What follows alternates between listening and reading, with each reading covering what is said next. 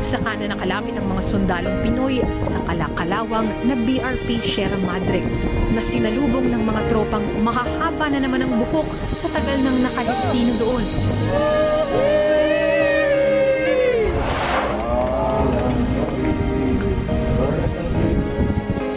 Nag-uniforme muna ang lahat bago itinaas ang bandila ng Pilipinas. Pagkatapos, ibinigay na sa tropa ang regalo sa kanilang gitara. Kahit pinaliligiran ang BRP Sierra Madre ng mga barko ng China, napuno ang lumang barko ng Pilipinas ng masayang kantahan. Salamat kasama muli. Simpleng gitara, hindi magpapanalo ng gera, pero kayang pumatay ng inip. Malaking bagay na rin sa mga maiiwan dito